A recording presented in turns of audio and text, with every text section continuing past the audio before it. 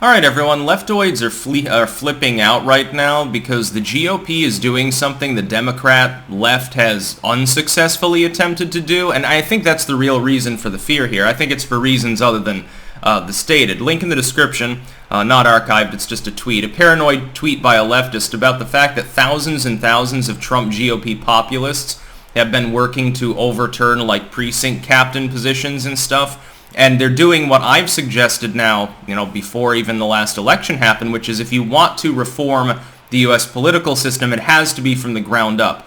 Part of that's within the parties, the Democrat or Republican. It doesn't make a difference. What people don't realize is that due to a lack of civic involvement in local elections, precinct choosing, and so forth, you can have a situation where someone who's sleazy and doesn't do their job maintains an incumbent position for years and years and years simply because nobody shows up to vote against them. Have you ever gone to local political events? It's a graveyard usually, unless there's some high-ticket person there. I remember I was at the theater there in Rutland when Rich Tarrant was debating Bernie Sanders, and Rainville and Welch as well, neither incumbent at the time. That was a packed crowd. But under normal circumstances, you go to something, it's like, oh, yeah, I'm running for North Carolina's 2nd District. Please vote for me. It'll be like 10 people will show up to hear them speak.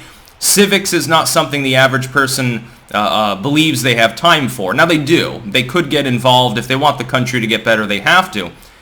Here's why this freaks out the left. They've spent years attempting to do what now members of the GOP, led by people like Bannon, actually, Trump Populists, have successfully done over the course of a few short months. Now, first and foremost, if you're watching this video on YouTube, there will be a pinned comment down below with links to 4 other video hosting sites. Keep in mind, I make 2 exclusive videos a day on those platforms, and they don't go on YouTube for various reasons, sometimes algorithmic, sometimes content related. So get your full clank. Join me on at least one of those sites. Here's why they're afraid.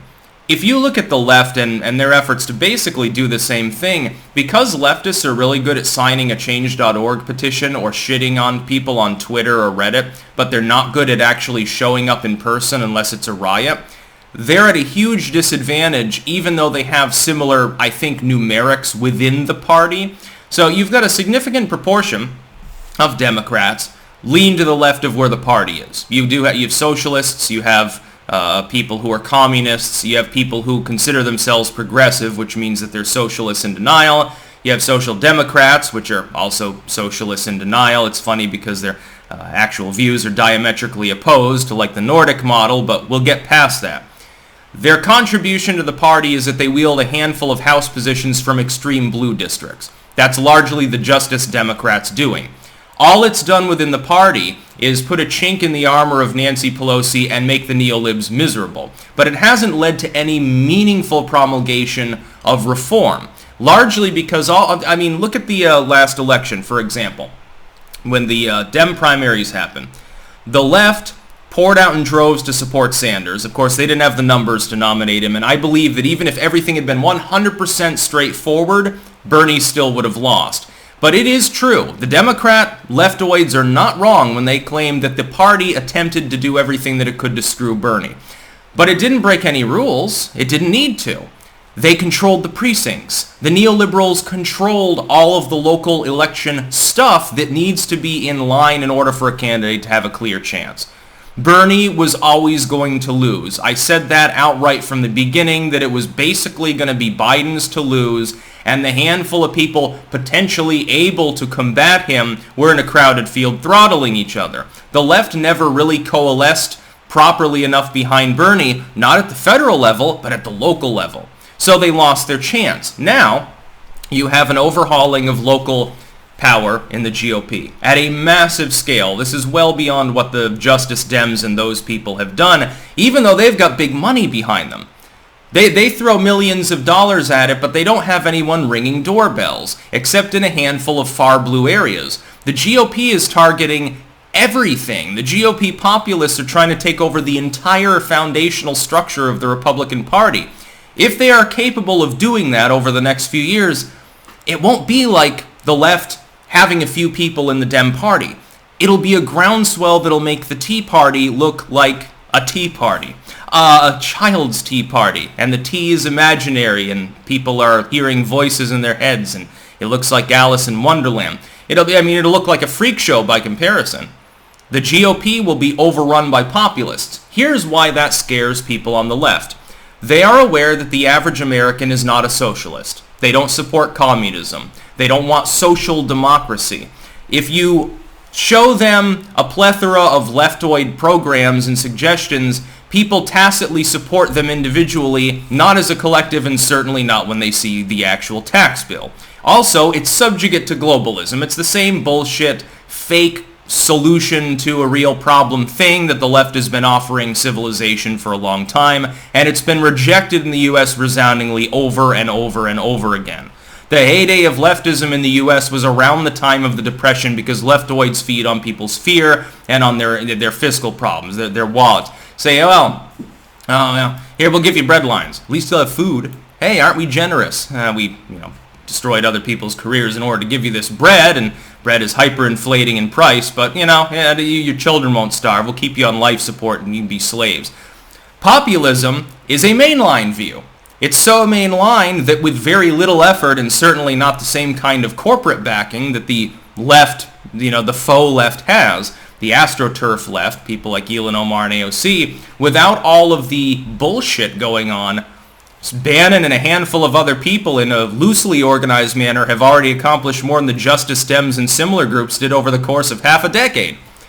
So what they're afraid of is that the American people will juxtapose these two things, and the populists will win. They'll take over the Republican Party, as is already happening, or at least large swaths of it, and they'll be left holding a very minority backseat sort of power within the Dem Party that gets washed away anyway after the midterms if the populists are successful. They're being very strategic, very tactful. They're targeting all of the weak local and state level incumbents that the rhinos field. If they're all surged out, and certainly it seems likely they're going to be largely successful at that, it'll be literally the Trump party. Guess who the 2024 candidate will probably be if they're successful? If you think that this isn't loosely organized in part to try to get Trump or at least someone like him, like DeSantis, to be the nominee, and to return us to the golden age, the brief Indian summer weather that we had before Biden's dark winter with his asterisk administration and stagflation set in, that'd be wonderful.